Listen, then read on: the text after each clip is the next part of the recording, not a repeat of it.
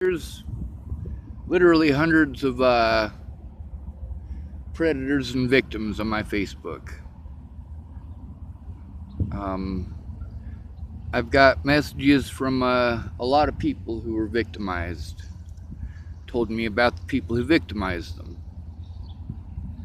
But the cops don't listen to homeless people. So I get to hear about all sorts of messed up things that nobody ever does anything about. And it's documented. I mean, Officer Keith Steinman, his name is documented probably over 1,000 times easily by homeless people on Facebook about the harassment that we get and about the fact that you go to try to turn them in and their internal affairs doesn't do shit, about how they exploit people's disabilities and homelessness, and you guys think we choose this. You want to think of the cops as the good guys because they don't mess with you. They don't mess with you because you live in a house. And then you go, oh, well, they did mess with me while I was in the house. Yeah, but you probably did something wrong. And if you didn't do something wrong, then the person that called you in did something wrong. For us, we get it for just existing, for doing basic shit that everybody has to do. You still have to go to the bathroom if you're homeless. You still have to eat if you're homeless. You still have to sleep if you're homeless. Cold weather will still kill you if you're homeless. If you wouldn't leave your dog out in it, why would you leave a human being out in it? And tell them they can't use a blanket. They can't go to sleep. You got enough beds for 177 people, and you got over 2,000 homeless people in the area. There's going to be issues. And then there's the exploitation of people with sensory overload issues, sensory processing issues. For me, I mean, I literally needed an advocate. There should have been a court-appointed advocate. I'm not talking about a lawyer. I'm talking about someone who's familiar with my disability. Should have been there from day one. When I started seeing my therapist in Nebraska, Nicole Peralta, about all of this, that was the very beginning of 2017. And I was supposed to be diagnosed at 17 with Asperger's, which is what it was called at the time. Now people are like, oh, well, it's this and it's that. And, I don't care. It's a rose by any other name would smell as sweet, would it not? I needed these people to leave me alone. And part of that was getting someone to take a look at what was going on. With my disabilities, I literally needed someone to step in.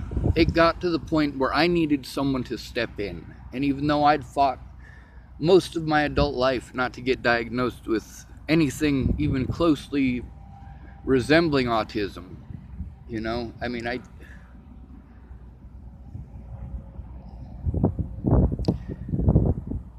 it's not all right to abuse people. I've been abusive as all hell for the last 2.5 years. Well, 2 years. It took me a while to be an asshole back. Most of the assaults in 2017 happened at the beginning of 2017 because I just quit going back to Boulder. When I rescued Bailey Beers and her boyfriend, that was a special exception. When I went and rescued OSHA, that was a special exception. They needed a rescue. I drove down and I rescued them. I did as they asked.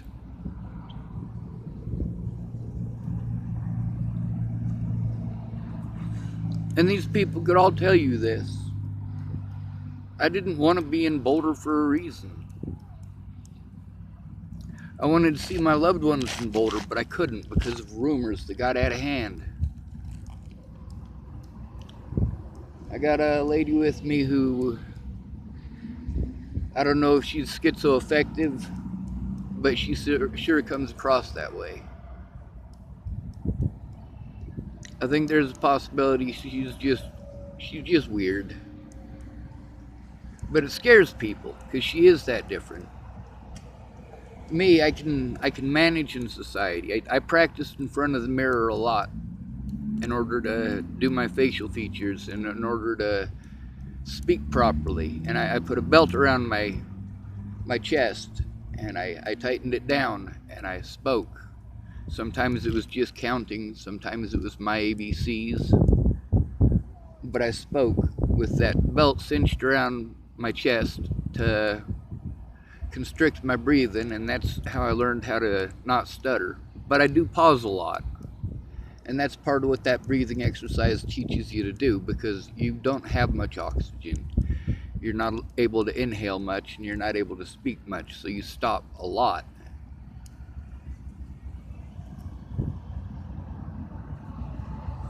People think, well, he's disabled, so he's supposed to have these things right off the bat. And then there's people who are like, he's smart, he should be able to do it on his own. And because of my learning disabilities, I need people to teach me. I need them to show me. And also, you don't get those benefits as a disabled person if you're intelligent.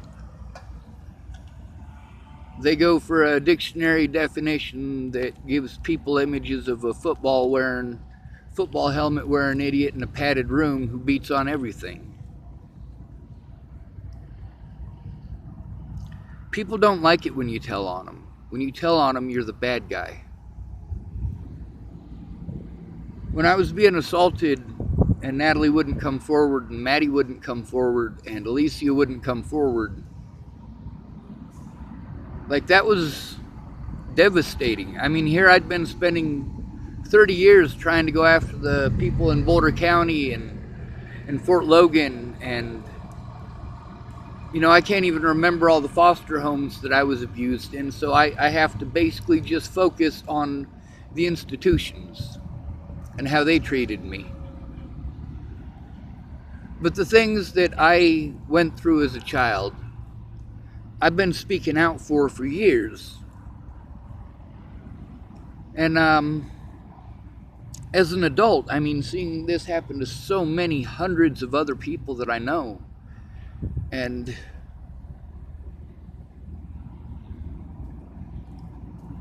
I still try to help people best I can. I mean, I can't even take care of myself. And although I should have had an advocate because of my disabilities before even going and speaking to the police, ever, I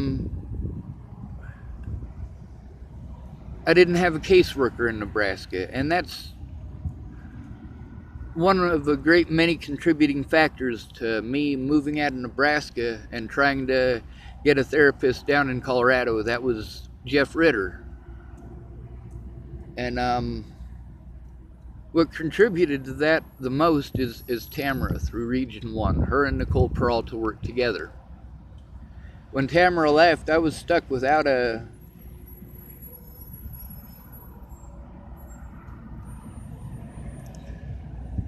These people took advantage of me for my disabilities. They went out of their way to use my disabilities to try to make themselves look like victims.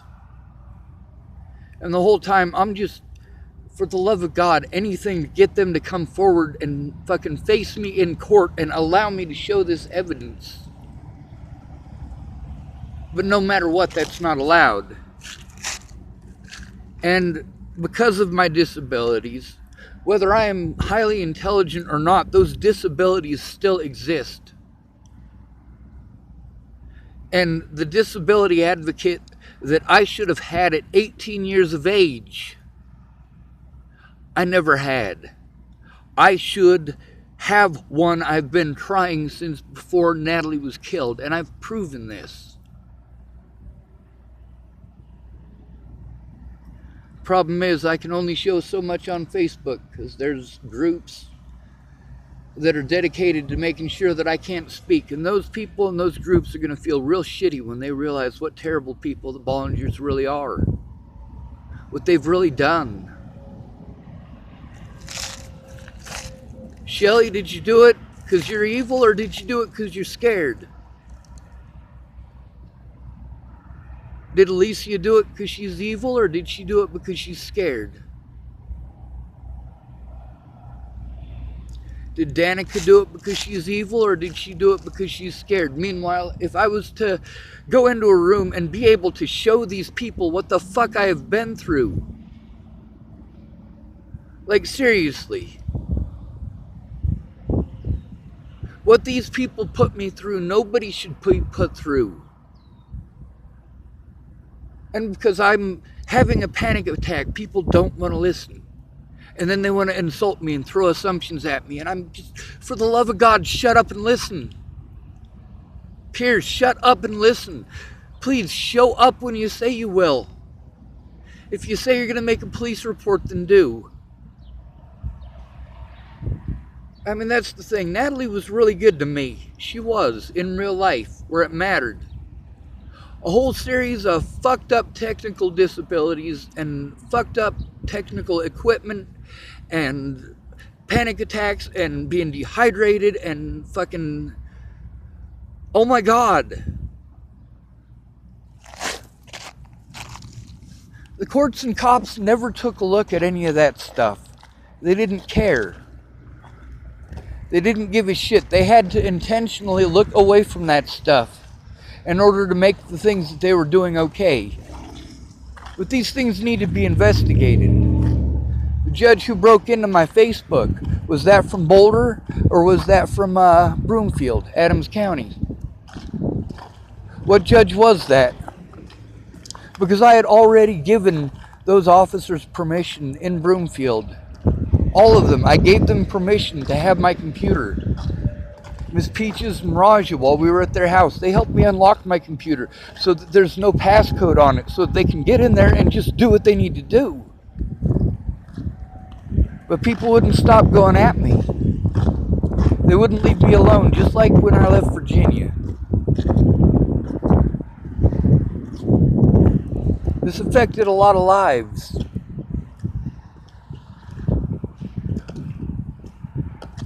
And all of these people who helped me out, they should not have had to help me out. Those services that you guys believe exist do not. You think it's as easy as I just walk into a lawyer's office and they give me free shit. You don't pay any attention to the amount of time that I have, the amount of things that I have to get done. I have to do what the lawyers aren't doing. I have to find the money to buy that stuff and order that stuff. I have to have a mailbox to have it sent to. I need to have a printer so that I can scan the things that I have that need to be scanned. I mean, I've lost stuff on my own. The police have stolen things. The police have lost things, thrown things away. And yeah, I'm overwhelmed. And I've apologized so much. Why do I need to apologize for having a disability? Why do I have to apologize for threatening people back who threatened me hundreds of times first? Why should I have to threaten people? Why should I have to break the law in order to get the law to fucking pay any attention? In all of this, there's at least 100 messages about police officers not taking a report. And that's sad. That's something that needs to be done about. A disability advocate should have sat down with me a long time ago, and that's what going to therapy was supposed to help with.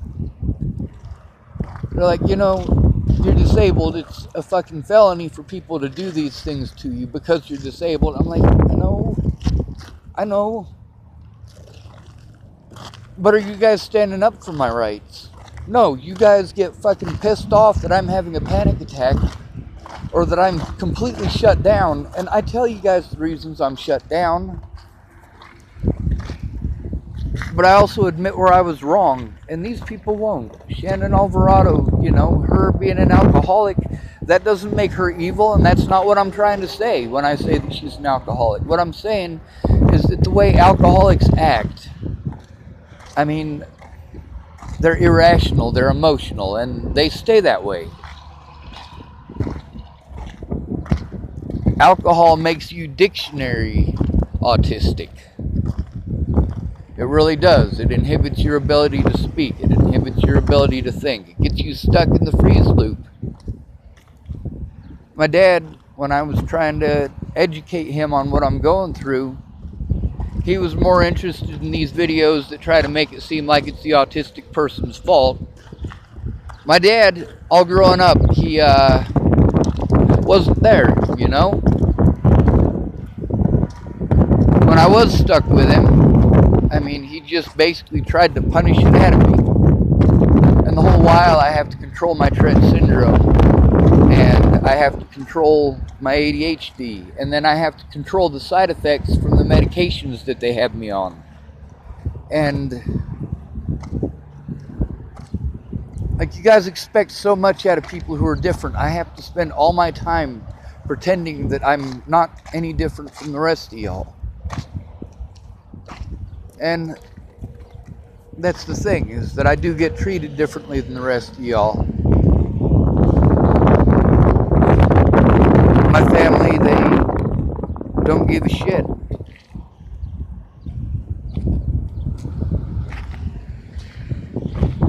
See, my mom knows about the things that happened at Centennial Peaks and the medications they had me on. As a kid, I went through this abuse that people talk about. People say they'd go chop the nuts off of a child molester, or they think they should all be killed. Well, I grew up having those things happen to me. When I spoke out, nobody cared. They cried, or claimed that I was crying wolf. And that's why it happens so often and so frequently. It's not that the kids aren't speaking out. The kids are speaking out. They're getting treated by the cops like they cried wolf. You get molested by your dad. They lock you up.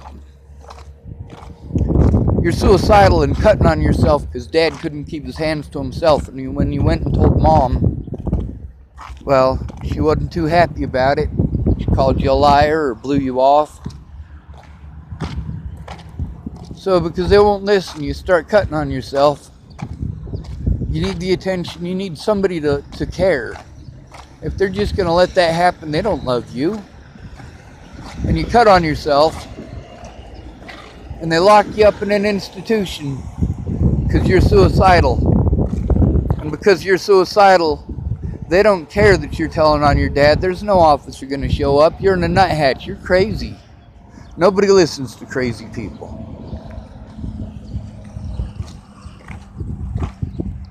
And you're in the foster homes. Same thing.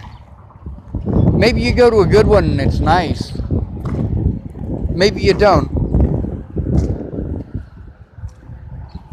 85% of child pornography in the United States comes out of the foster care system.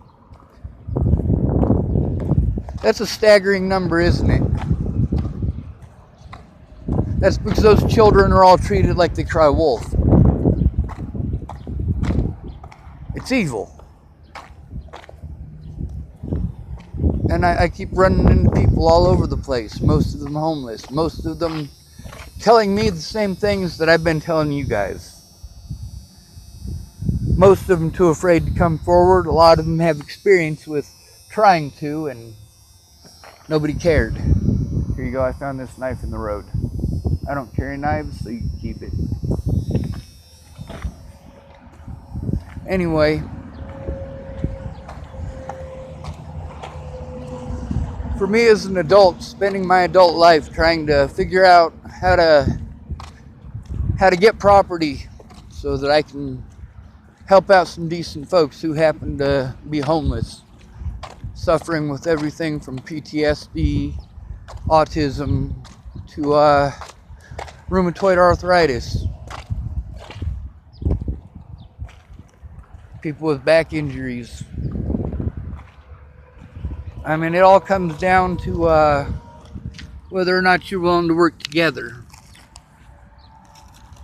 I had a lot of people who said they'd work together with me, but they had their own ulterior motives, or they had habits that made issues that were insurmountable. Just because I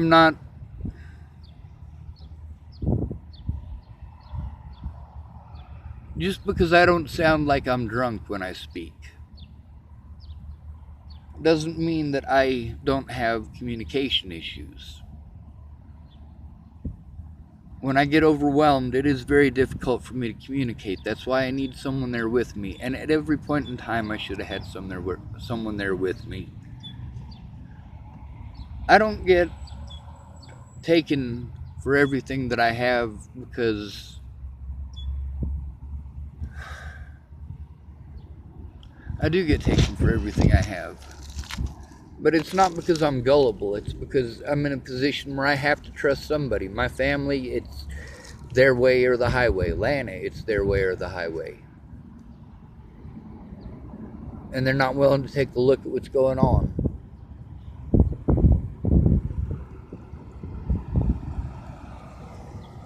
I didn't expect people to want to be in my corner after I spoke their words or exposed their words. But I need the world to know that, this stuff happens to a lot of people. And most people, they don't get the attention that I got. They just get railroaded. They just get ran over. In this case, it's worse because, the way that I was painted, the slander against me. If I ever am able to heal up, it's going to be difficult to get a job because of that. Because all that stuff on the internet, because all the slander that was put out, because of Sword and Scale, because of all the people who came at me, and I couldn't show them what was going on because I didn't have the technical abilities, and I'm still trying to learn those. And it is very slow because I'm having to learn this while having a panic attack, and they are non-stop. That's what not being able to see your loved ones and have a safe place does. In addition to be stuck out where you're victimized and having to trust people with a history of victimizing you, begging them to come forward and tell the truth. But these people don't want to admit that they're not perfect. They'll say that they're not perfect, but they won't tell you where they screwed up. I will. I can tell you where most of them screwed up too.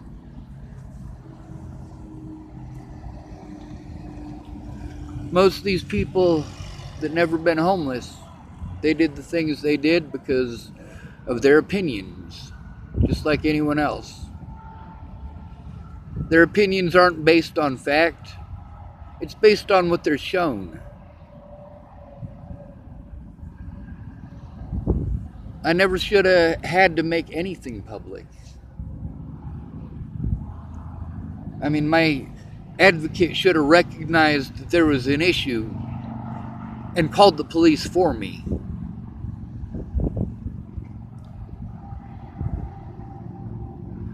When I was in Boulder and I was trying to tell them officers what was going on before Natalie died, they should have recognized that I am a disabled person and they needed to take a report instead of blowing me off. They arrested a woman. She was hysterical. She'd just been raped. And a Boulder police officer arrested her because she was hysterical. I wonder if they took her to a mental institution and injected her with drugs too.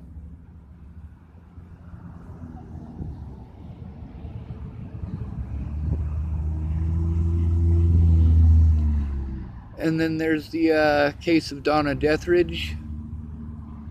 That poor lady. They did the same thing to her. She is nuttier than fucking squirrel turds now. I met her at Winchell's Donut Shop the night I found out that they found Natalie's killer. Officers Lola Ty, or not Lola Ty, screw that guy. Officers Jai Rogers and Mark Peterson called me up, said they were going to make it official the next day. They told me that they found the guy who did it.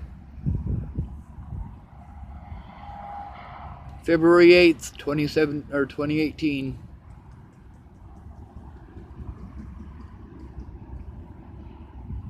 I'm trying here, folks. I'm not able to express to you how overwhelming this situation is. All I need is help getting someone to look at it, and it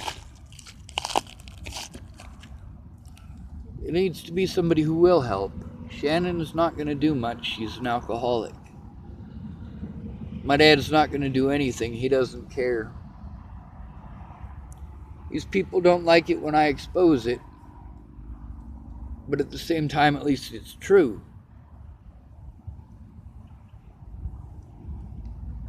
I want everybody to know what this is like, where even the people who are wanting to help you are assuming that you're in the wrong in every situation with people trying to help you.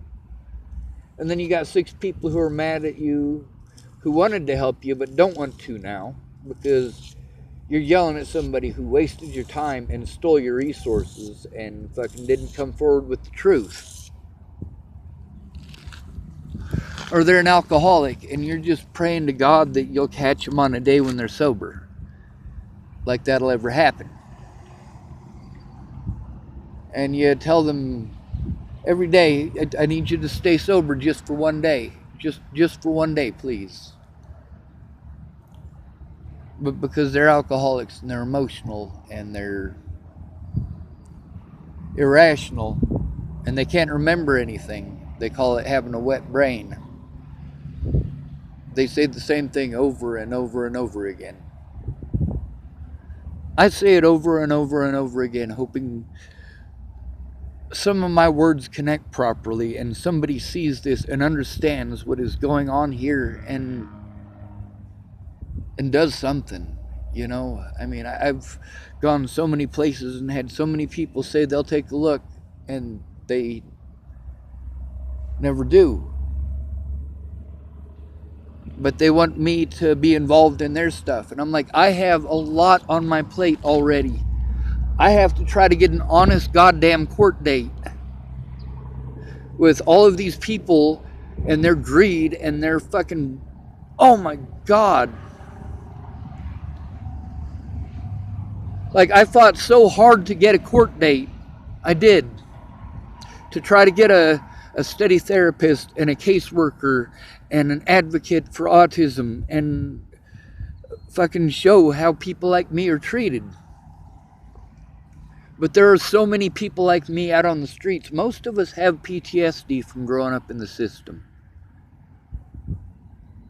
Most of the people out on the streets, boys and girls, they can tell you about the motherfucker who molested them, about the people who raped them. Most of them have those stories.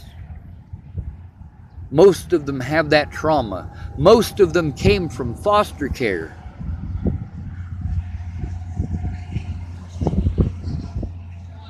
Like me.